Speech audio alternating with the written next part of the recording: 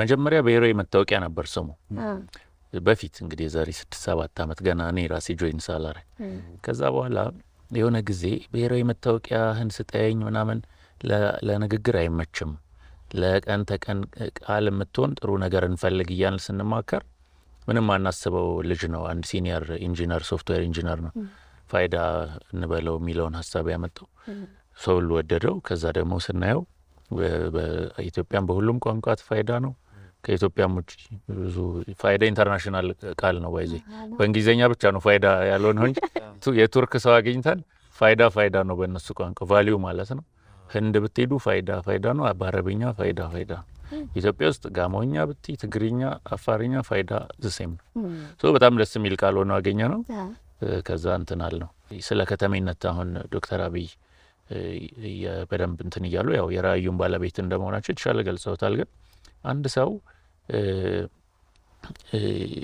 እንግዲህ ፊልም ላይ የምናየው ለምሳሌ ፖሊስ ያስቆምና የሆነን ሰው ተጠርጣሪ ወይ እንግዲህ የሆነ እንትን ስሙን ወስዶ ወይ ሶሻል ሴኩሪቲ ነምበሩን ወስዶ ወንጀል ይፈጽም አይፈጽም ምናምን እዛው መኪና ውስጥ ሆኖ ያያል ፊልም ላይ አይተነዋል እንግዲህ እና ተጠርጣሪ ሲሆን ኦኬ ሞር ቼክ እናርገህ ብሎ ይወስደዋል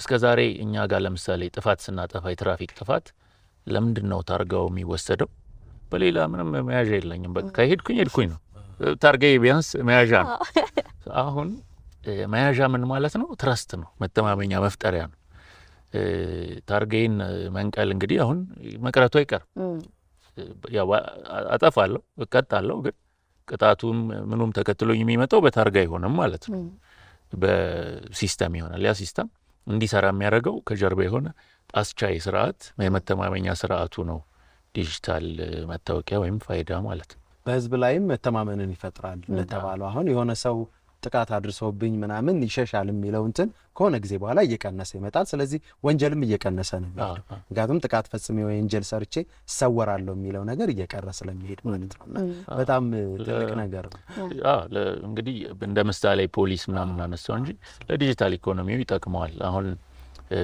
ይሄ የቴሌብርን ሰሞን ካያችሁ ከቴሌብር ተበድራችሁ ታውቃላችሁ እንዴታ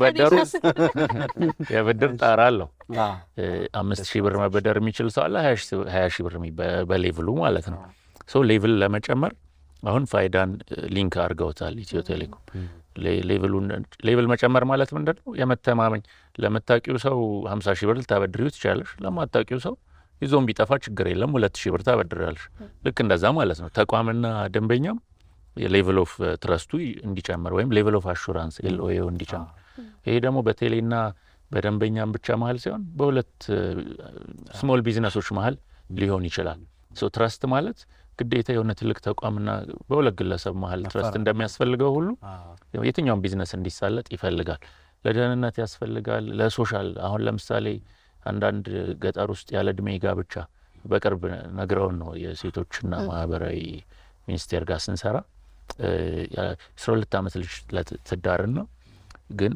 በኋላ ሲከሰስ ሲታወቅ ማለት ነው እሷን ፍርድ ቤት እንግዲህ እንድትመሰክር ስትቀርብ 18 ዓመቴ ነው በይት ባላለች ትላለች ለምን ሰነድ የለም በቃ ምን የመተማመኛ ነገር የለም ይሄ ማህበራዊ ጥቅሙ ብዙ ነው ባጭሩ ይሄ ለምሳሌ ሴፍቲ ኔት የሚባለው ፕሮግራም አንዳንዶች ከፍተኛ ገቢ ያላቸው ከድሃው የተሻሙ እስከ ሴፍቲ ኔት ጥቅም ይወስዳሉ ተገቢ ባልሆነ መንገድ ሶ በጣም ብዙ መንጠባጠቦች በጣም ብዙ ይሄ ትራንስፓረንሲ ባለመኖር ፖቨርቲ ይመጣል ትራንስፓረንሲ ሲመጣ በአለም ላይ ሪቸስት ሀገሮች የምንለው ኖርዌይ ሲንጋፖር ዱባይ ኤቭሪቲንግ ኢዝ ትራንስፓረንት እኛ ሀገር ሴንሰስ ሲሰራ ሌላው የህዝብ ቆጠራ ሲሰራ በባህል ማለት ነው እንግዲህ ትራዲሽናል ሰው ምን ያህል እንግዲህ ሴንሰስ ላይ ገበሬ ቤት ተኪዶ ምን ያህል ከብታለህ ይጠየቃል ምን ያህል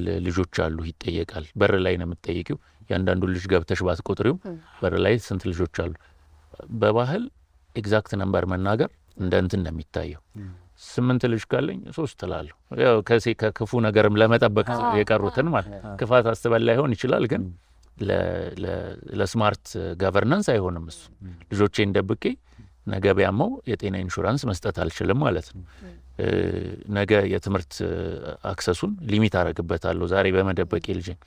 ነገሮችን ትራንስፓረንት ማድረግ ከሌብነት ከደህንነት ስጋት ከብዙ ነገር ይጠብቀናል።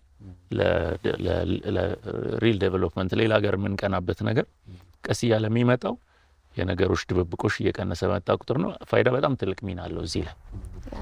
ፎቶአችን ግን ምን ሆኖ ነው? ፎቶአችን ምን ጉድ ነው?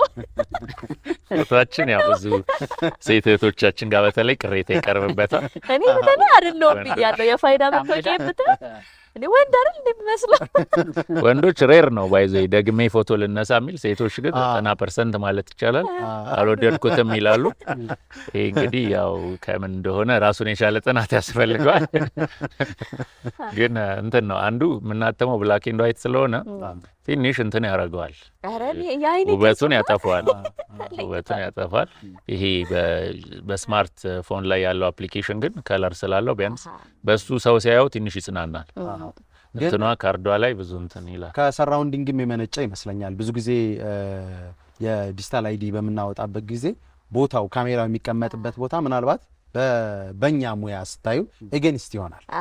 አንዳንድ ቦታ ደግሞ የተስተካከለ ቦታ ተቀምጠሽ ስትነሽቁ ቆንጆ ምስል ይወጣዋልን ይመስል እሷን እንግዲህ ያስተካከለን እንሄዳለን። እኛ ኦፊሰሮች ስናሰለጥን ብርሃን ከጀርባ አይኑር። አሁን እሱ ገባ ሙያዊ ነው። እናንተ በደንብ ስለተማራችሁ ታውቁታላችሁ። እነዚህ ልጆች የ3 ቀን የ4 ቀን ስልጠና ነው የሚወስዱት። ብዙ ጊዜ ይማሩታል፣ ግን ያው ከጀርባ ፀሐይ እያለ ለምሳሌ የሚያደርጉት አሉ። ከጀርባ እናስቀምጣለን እቺ ባክግራውንድ እንትና ምናምን አለ። ዋና ፌስ የምንፈልገው ለመታወቂያ ላይ ለማስፈር ብቻ ሳይሆን ለፌስ አውተንቲኬሽን ነው። ነገ እንደ ፌስ አይዲ እንድጠቀምበት እንትን ስሰጥ ፈቃዴን ስሰጥ እንደ ኮንሴንት ለኮንሴንት ማኔጅመንት ፌስ እንጠቀማለን። ፊርማ በእጅ ይቀራል ማለት ነው። ልክ አሁን ድሮ መጻፍ ማይችል ሰው ጣት አሻራውን አስቀምጦ ፊርማ እንደሚያስቀምጠው አሁን በፊት መፈረም ኢኔብል ያደርጋል። የፌሻል ዴታ ልክ አሻራ ያው እኛ አሻራ ሁሌ የምናስበው ይሄን ስለሆነ ፊትም አሻራ ነው፣ አይዲ ስለሆነ ይሄም አይዲ እንደሆነ ይሄም አይዲ ነው።